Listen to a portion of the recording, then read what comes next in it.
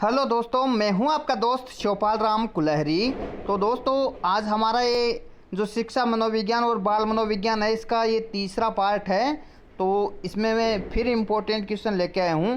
लेकिन उससे पहले आपसे रिक्वेस्ट है कि अगर आप नए हो तो हमारे चैनल को सब्सक्राइब कीजिए और वीडियो अच्छा लगे तो लाइक ज़रूर कीजिए। तो चलो दोस्तों, चलते हैं क्वेश्चनों की ओर। निम्न में से कौन सी छात्रों को प्रेरित करने वाली विधि है?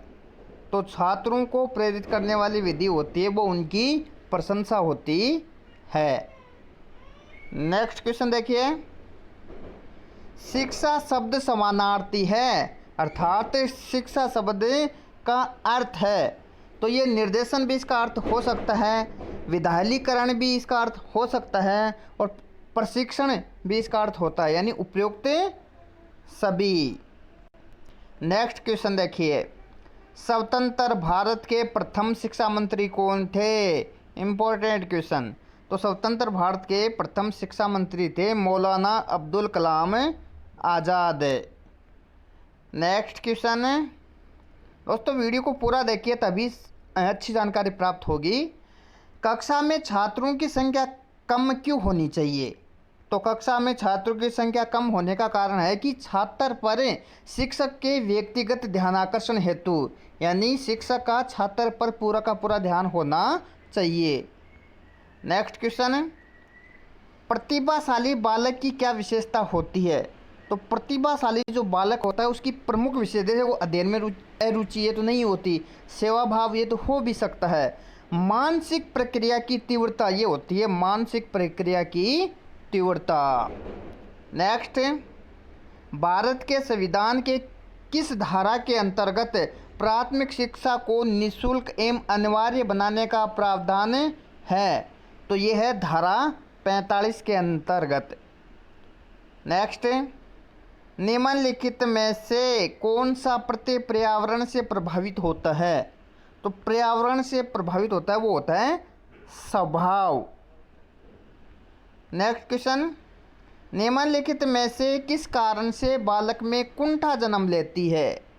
तो कुंठा जन्म लेने का प्रमुख कारण होता है वो होता है व्यक्तिगत अक्षमता के या अक्षमता के फलस्वरूप होती है। नेक्स्ट। निम्न में से कौन सा एक राष्ट्रीय एकता में बाधक तत्व नहीं है? प्रश्न को ध्यानपूर्वक पढ़िए, यहाँ पूछ रहा है बाधक तत्व नहीं है। तो भाषावाद तो बाधक तत्व होता है, लेकिन प्रकृतिवाद है वो बाधक तत्व नहीं होता है। नेक्स्ट। किस परीक्षण में विश्वसनीयता अधिक होती है? तो आप सबको पता होगा कि विश्वसनीयता है वो जो वस्तुनिष्ठ परीक्षण होता है उसमें सर्वाधिक होती है। वस्तुनिष्ठ परीक्षण में विश्वसनीयता सबसे अधिक होती है। नेक्स्ट क्वेश्चन देखिए। परिवार शिक्षा का किस प्रकार का साधन है? तो परिवार शिक्षा है वो एक अनौपचारिक साधन होता है। कौन सा? अनौपचारिक साधन। नेक्स्ट क्वेश्चन देखिए। विद्यालय का कार्य होता है, तो विद्यालय का जो कार्य होता है वो संस्कृति का संरक्षण करना, ये भी होता है। संस्कृति का परिष्करण करना, ये भी होता है। संस्कृति के नए प्रतिरूपों का निर्माण करना, ये भी होता है। तो इनमें से सभी। नेक्स्ट क्वेश्चन देखिए। किसी वर्ग का मान जिसकी आवृत्ति सबसे अधिक होती है उसे क्या कहते हैं? तो जिसकी आवृत्ति सर्वाधिक होती है उसको हम बोलते हैं मध्यमान। नेक्स्ट।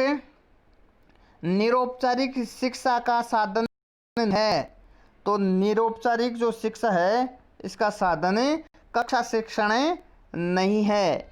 सिनेमा घर, टीवी, परिवार, ये तो निरौपचारिक शिक्षा के अंतर्गत ही आते हैं। नेक्स्ट क्वेश्चन देखिए। निम्नलिखित में से कौन सी विधि प्रक्षेपण विधि के अंतर्गत आती है? तो प्रक्षेपण विधि के अंतर्गत मूल्यांकन विधि भी आती है, कथाबोध विधि भी आती है, साक्षात्कार विधि भी आती है। उपयुक्त सभी इसका सही आंसर होगा। नेक्स्ट है नारी शिक्षा के क्षेत्र में क्या समस्याएं हैं? तो नारी शिक्षा है उसके क्षेत्र में एक तो है सहज शिक्षा की समस्या होती है, ये भी सही है। स्त्री शिक्षा में अपव्यय ये भी सही है। शिक्षिकाओं की समस्या, ये भी सही है, यानी उपयुक्त सभी। इसका सही आंसर होगा उपयुक्त सभी। तो दोस्तों वीडियो को पूरा जरूर देखिए। नेक्स्ट क्वेश्चन देखिए, सर्वप्रथम खुला विश्वविद्यालय की स्थापना कब की गई थी? तो सर्वप्रथम जो खुला विश्वविद्यालय उसकी स्थापना 1970 में इंग्लैंड में की गई थी। नेक्स्ट क्वेश्चन है, ऑपरेशन ब्लैक बोर्ड में किस स्तर की शिक्षा के साधन उपलब्ध कराने की बात कही गई है? तो इसके अंदर है वो प्राथमिक शिक्षा की बात कही गई है। नेक्स्ट क्वेश्चन देखिए, शैक्षणिक अवसरों की समानता के लिए किस आयोग ने संस्तुति की थी? तो इसके लिए की थी भारतीय शिक्षा आयोग 1964 ने। नेक्स्ट और अंतिम क्वेश्चन देखिए, बालक को सामाजिक व्यवहार की शिक्षा दी जा सकती है। तो उसको दी जा सकती है सामाजिक व्यवहार की जो शिक्षा है वो विद्यालय में सामाजिक और सांस्कृतिक गतिविधियों द्वारा दी जा सकती है। तो दोस्तों अगर वीडियो अच्छा हो तो लाइक कमेंट शेयर ज़रूर कीजिए।